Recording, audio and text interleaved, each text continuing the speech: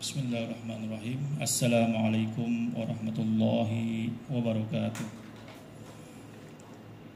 Alhamdulillahi rabbil alamin wa bihi nasta'inu ala umuri dunya waddin. Wassalatu wassalamu ala asrafil anbiya'i wal mursalin wa ala alihi wa ashabihi wa man tabi'ahum bi ihsanin ila yaumiddin. Amma ba'du.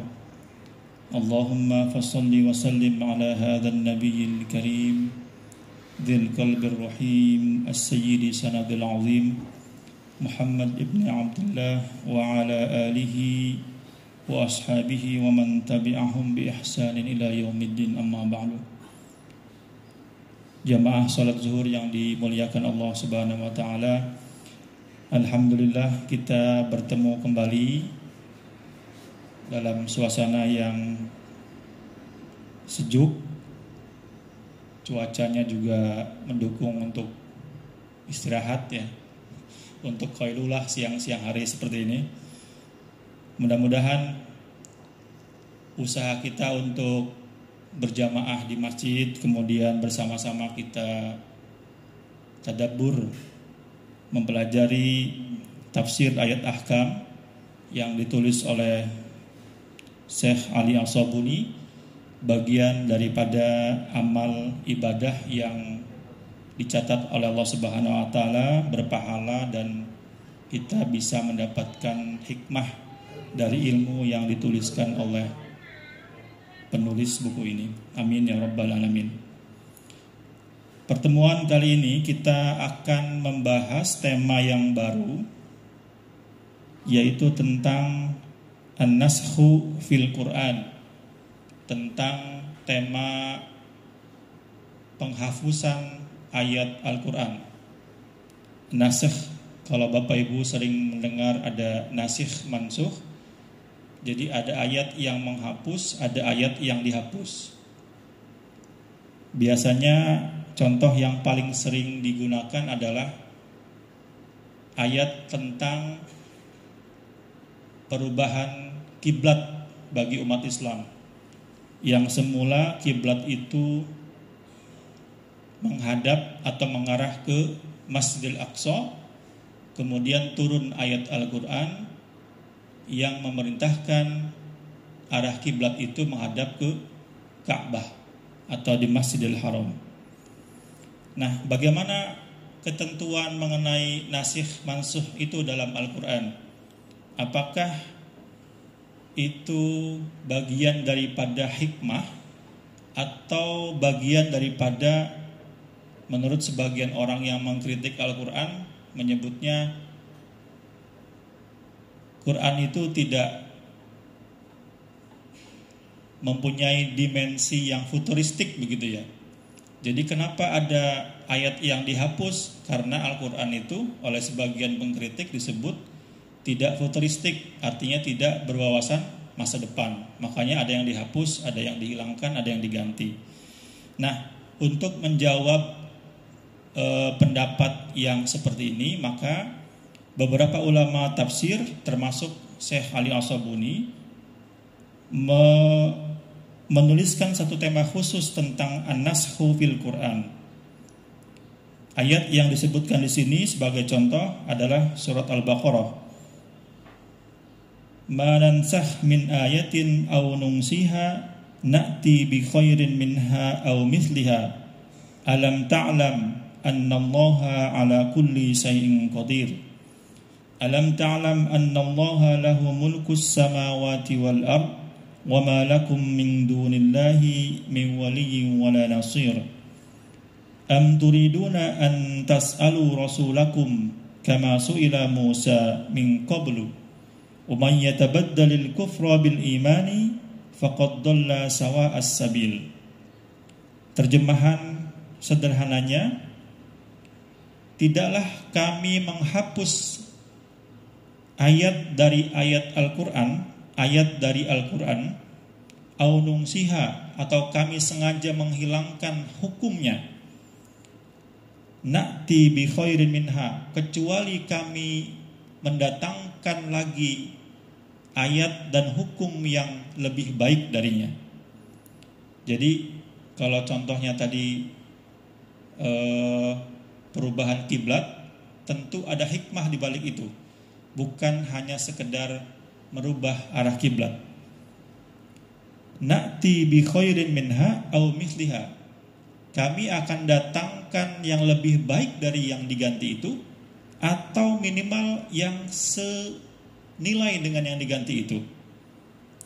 Alam ta'lam annallaha ala kulli syai'in qadir. Apakah kamu tidak tahu bahwa sesungguhnya Allah Maha kuasa atas segala sesuatu?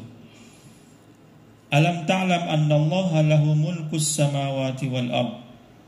Apakah kamu juga tidak mengetahui bahwa Allah adalah raja yang di langit dan raja bagi semua yang ada di bumi?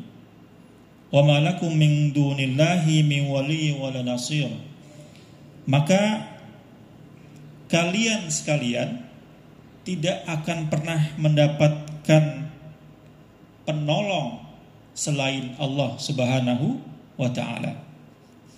Am turiduna an tas'alu rasulakum kama su'ila Musa. Ini dalam asbabun nuzulnya menyebutkan kenapa ayat ini turun. Apakah kamu ingin seperti umat Nabi Musa yang sering menanyakan kepada Nabi Musa, wa may yatadabbalil kufra bil iman faqad dhalla sawa'as sabil. Maka barang siapa yang merubah keimanan menjadi kekafiran atau menggantikan keimanan dia merubah menjadi kafir, faqad dhalla sawa'as sabil, maka dia tersesat di jalan yang sebenarnya terang benderang. Ini surat atau ayat ini digunakan sebagai ayat untuk menjelaskan bab tentang nasikh atau penghapusan suatu ayat di Al-Quran. Kita akan membaca beberapa tema yang sekiranya relevan dengan pembahasan kita. Sementara untuk yang pembahasan mengenai i'rab dan pembahasan mengenai wujuhul qiraat, nanti kita akan bacakan pada kesempatan yang lebih luang lagi, karena itu memang takhusus atau lebih spesifik kepada kajian ilmu qiraat. Wajhul irtibati bil ayati sabiqah. Apa hubungan ayat ini dengan ayat yang sebelumnya? Ba'da an bayyana subhanahu wa ta'ala haqiqatal wahyi wa radda 'alal mukadzibina bihi wal karihina lahu jumlatan wa tafsilan, dzakara huna sirrun naskhi, bahwa Allah Subhanahu wa ta'ala pada ayat-ayat sebelumnya menjelaskan tentang hakikat wahyu atau hakikat Al-Quran, dan juga menjelaskan untuk melawan pendapat-pendapat yang mengkritik Al-Quran, alal mukadzibin, atau bagi orang-orang yang berbohong, dengan kalimat yang terang benderang. Setelah itu Allah menjelaskan di sini tentang sirrun naskhi, rahasia di balik adanya penghapusan ayat Al-Quran. Wa abtala maqalatu ay'in. Surat tentang penghapusan ini juga menunjukkan atau ingin menyampaikan kepada publik atau khususnya kepada orang yang menuduh tentang Al-Quran, bi annahu ta'ala ya'muru bi syai'i lamma yakunu fihi minal maslahati lil ibad, bahwa Allah Subhanahu wa ta'ala akan memberikan perintah kepada hambanya, menugaskan hambanya untuk melakukan suatu kewajiban, itu semata-mata maslahatun lil ibad, semata-mata kebaikan untuk hambanya, bukan kebaikan untuk Allah Subhanahu wa ta'ala, tetapi untuk hambanya.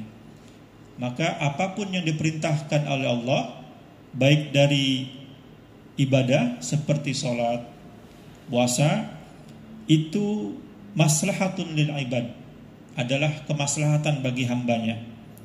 Thumma yanha anhu lima yara fihi minal khairi lahum.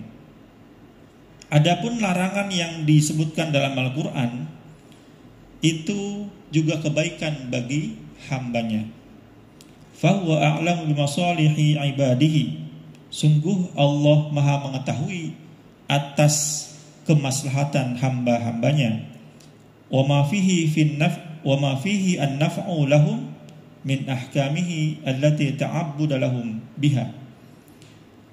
Selain Allah mengetahui kemaslahatannya, Allah juga tahu manfaat kewajiban yang ditujukan kepada hamba-hambanya. Fayanbaghi taslimul amri lillah. Maka sebagai hambanya kita wajib taslimul amri lillah, mengembalikan segala sesuatunya kepada Allah Subhanahu wa ta'ala. Wa adamul i'tiradu alaihi, dan tidak boleh kita membantah kepada Allah Subhanahu wa ta'ala, li'annahu huwal hakimul alim, karena Allah adalah Tuhan yang maha bijak dan maha mengetahui. Sababun nuzul, bagaimana turunnya ayat Al-Quran ini? Apa penyebabnya? Dalam nasikh dan mansukh dijelaskan juga bahwa ayat Al-Quran ketika dihapuskan oleh ayat yang lain, itu bisa jadi perintah yang baru ini lebih berat dibanding perintah yang dihapusnya. Misalnya puasa, dahulu pernah diwajibkan puasa Asyura, namun kemudian dihapuskan menjadi kewajiban puasa Ramadan. Ini beban puasanya asqal, dalam kitab ini disebutkan lebih asqal, lebih berat dibandingkan puasa yang 1 hari. Karena Ramadan itu 1 bulan penuh puasanya. Dari hitungan durasi waktu juga lebih lama, hitungan puasa kuantitasnya juga jauh lebih lama. Tetapi dengan beratnya jumlah atau beban puasa itu, bertambah pula pahala yang tidak ada di bulan lain. Jadi Allah tidak mewajibkan sesuatu kecuali di situ ada kebaikan bagi kita semua. Sababun nuzul, sebab turunnya ayat ini. Yang pertama, ruya annal yahuda qalu ala ta'jibun li amrin Muhammad ya'muru ashabahu bi amrin thumma yanhahum anhu wa ya'muruhum bi khilafihi. Jadi ada sebuah kisah, ada orang Yahudi, mereka menyebarkan sebuah pendapat, mungkin bisa disebut dengan hoax kalau zaman sekarang ya. Orang Yahudi ini berkata, apakah kalian tidak heran kepada Nabi Muhammad, Nabi yang engkau agung-agungkan itu? Pada suatu hari Nabi Muhammad datang untuk mewajibkan kita melakukan suatu ibadah, tapi pada hari berikutnya dia datang untuk melarang ibadah itu, dan datang lagi untuk memerintahkan hal yang berbeda.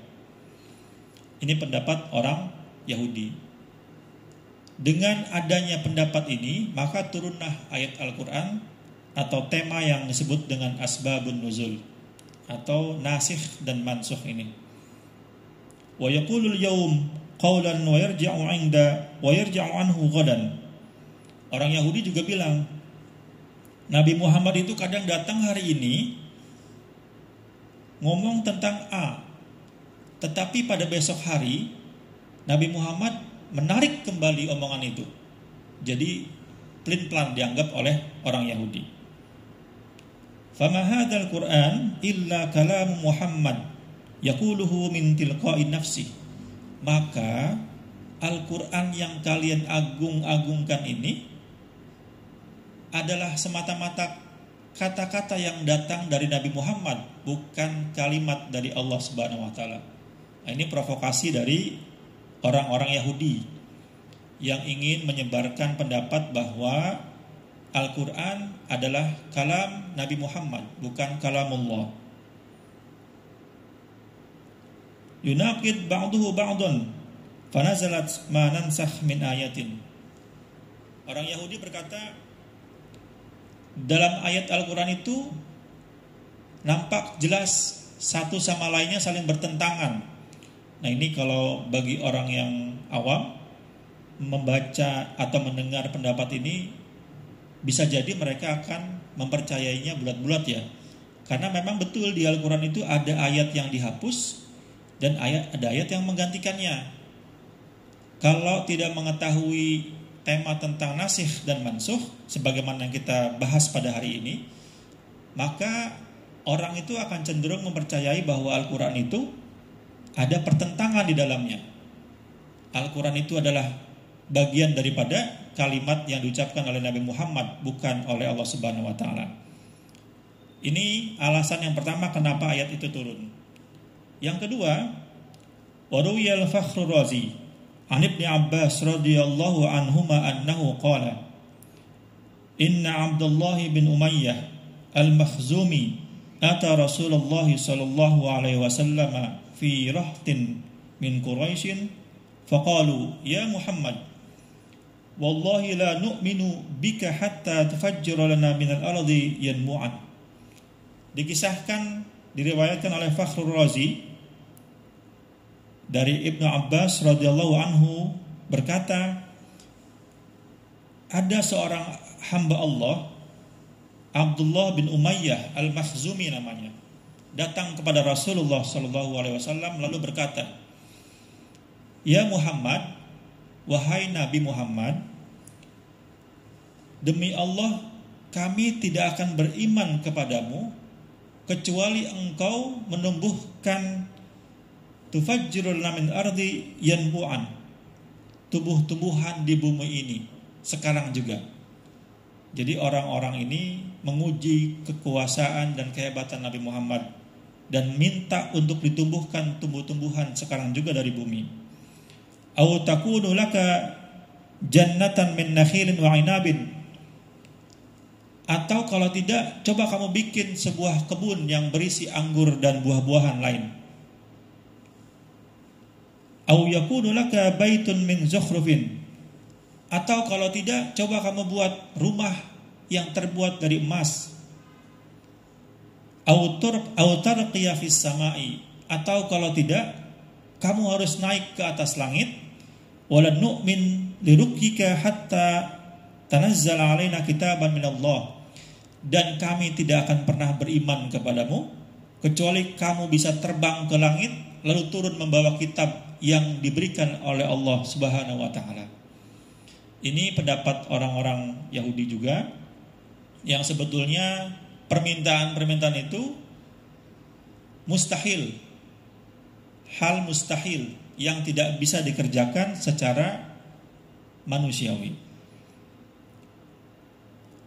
Maka turunlah ayat yang dibacakan di awal tadi, manansakh min ayatin aw nunsiha. Itu penyebab kedua turunnya ayat ini. Yang ketiga, ini sebab yang terakhir kenapa turunnya ayat Al-Quran.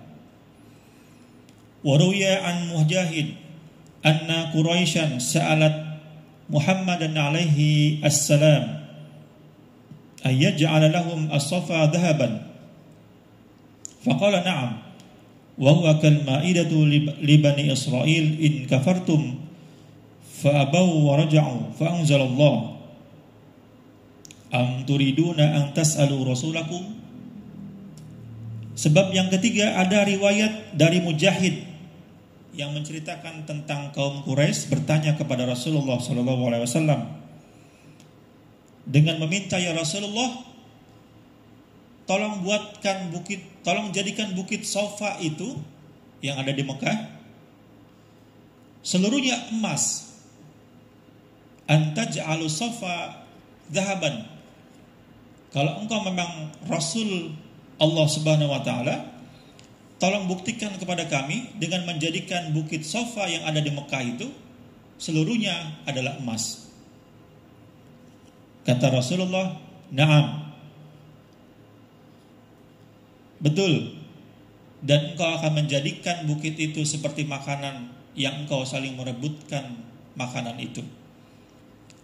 Maka turunlah ayat yang ketiga tadi, am turiduna an tas'alu rasulakum, apakah kamu ingin bertanya kepada Rasul sebagaimana umat Nabi Israel bertanya kepada umat Nabi Musa. Maka keluarlah ayat-ayat yang dibacakan di awal tadi, diawali dengan manansah min ayatin ila akhiril ayati. Hadirin jamaah rahimakumullah. Ada beberapa lataifut tafsir. Lataifut tafsir ini bisa disebut dengan hikmah penafsiran dari ayat yang tadi. Kita akan coba baca satu atau dua. Yang pertama, al-latifah al-ula. Dzakarallahu ta'ala naskhu fil Qur'an wa bayyana hikmatahu wa huwa al-ityanu bima huwa khairul lil ibadi wal khairiyah tahtamilu wajhani. Yang pertama, bahwa Allah menyebutkan tentang penghapusan suatu ayat dalam Al-Quran dan menjelaskan apa hikmah di balik itu, yaitu al-ityanu bima huwa khairun lil ibad, mendatangkan kebaikan bagi para hambanya. Dan kebaikan itu ada dua hal. Yang pertama, ma huwa akhafu 'alal bashari minal ahkam. Bisa jadi kebaikan itu berupa hukum yang lebih ringan untuk hamba-hambanya. Akhafu, lebih ringan. Yang kedua, ma huwa aslahu lin-nasi min umurid dunya wad-din. Kebaikan itu bisa berupa kemaslahatan yang sesuai dengan kondisi zaman, kondisi manusia pada saat itu. Jadi ada dua yang disebut dengan kebaikan dalam adanya nasakh dan mansukh itu. Yang pertama, kebaikan hukumnya lebih ringan. Tadi di awal disebutkan ada perubahan hukum yang justru lebih berat, seperti kewajiban puasa Ramadan yang jumlahnya lebih banyak dibanding kewajiban puasa Asyura, tetapi memiliki pahala yang lebih banyak dibanding puasa itu sendiri, dibanding puasa yang lain. Ada juga kewajiban sholat yang semula 4 rakaat menjadi ada yang 2 rakaat. Dari kuantitas berkurang. Akhafu, itu untuk kebaikan umat itu juga. Qala al-Qurtubi, wa tsani aula li'annahu subhanahu yusarriful mukallaf ala masalihihi. Menurut Imam Al-Qurtubi, kebaikan yang disebut menurut pendapat yang kedua, yang tadi berdasarkan kemaslahatan, itu pendapat yang paling bisa diterima oleh kita.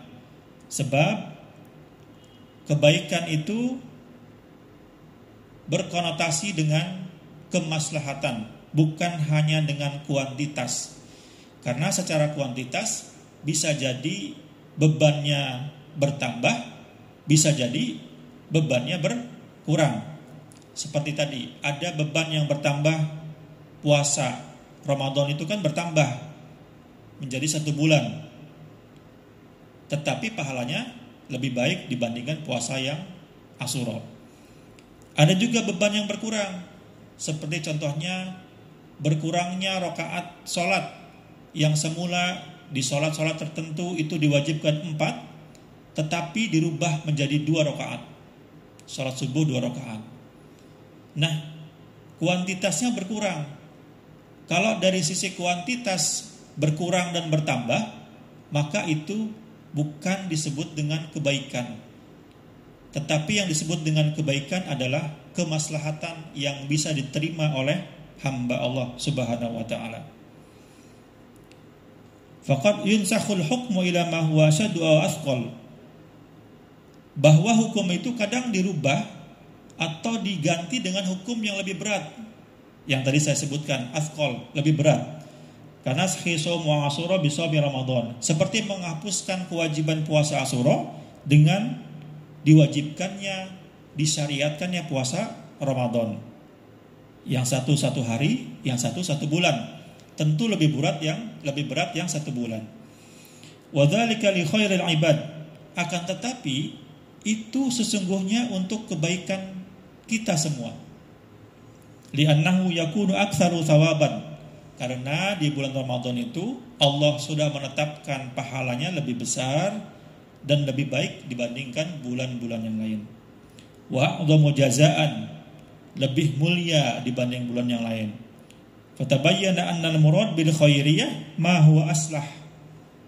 Maka dengan demikian yang dimaksud dengan adanya kebaikan dalam penghapusan ayat itu adalah adanya kemaslahatan bagi hamba, bagi kita semuanya. Yang kedua, al-latifah ats-tsaniyah, mungkin cukup sampai 2 ya. Al-latifah ats-tsaniyah, angkara ba'dul ulama an tahmil ayati aw nunsiha 'ala nisyani diddu dzikri. Lianna hadza lam yakun lin-nabiy sallallahu alaihi wasallam haitsu takaffala Allahu jallat qudratuhu bi ayyuqri'ahu fala yansi sanuqri'uka fala tansa. Jadi yang kedua, hikmah yang kedua, kata nansa itu diartikan dengan lupa dalam Al-Quran itu. Itu tidak tepat menurut sebagian ulama. Manansah min ayatin aw nunsiha. Nunsiha itu artinya tidaklah kami melupakan ayat sesuatu.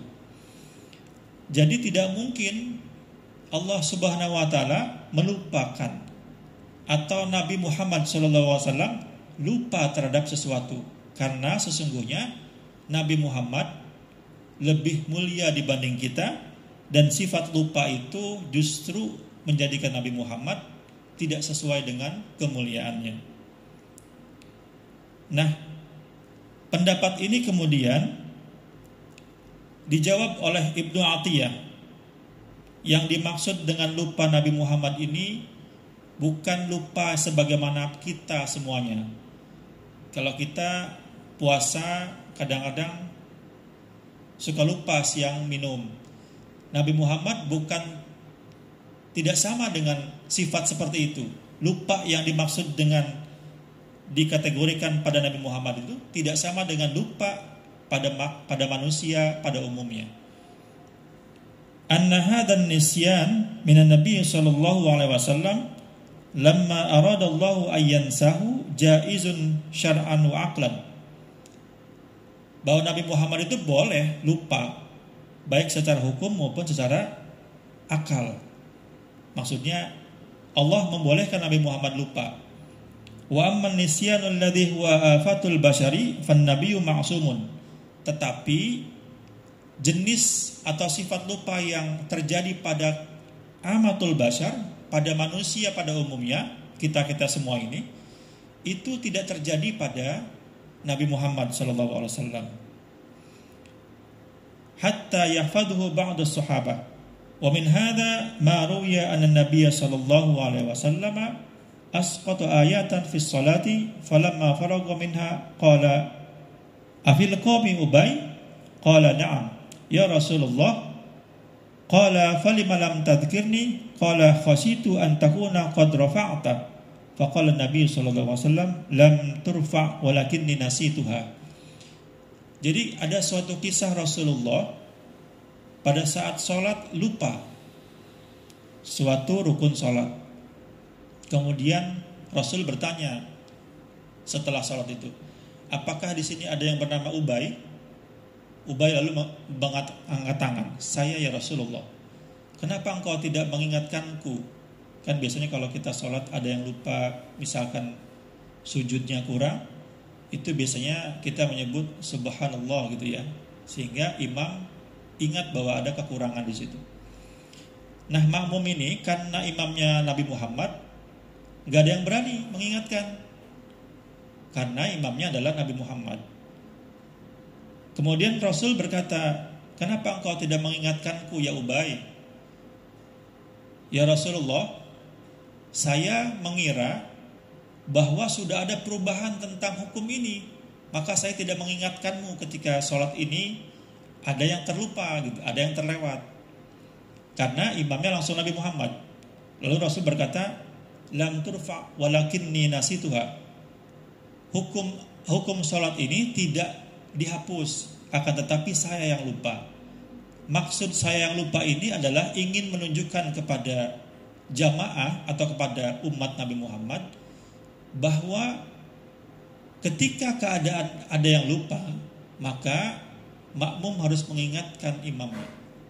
Ini bagian daripada hikmah yang diberikan kepada Nabi Muhammad SAW. Jadi lupanya Nabi Muhammad itu bukan tidak sama dengan lupanya seperti kita manusia pada umumnya. Demikian, barangkali siang hari ini kita cukupkan pada Al-Latifah Ats-Tsaniyah, hikmah yang kedua, nanti hikmah yang ketiga dan seterusnya.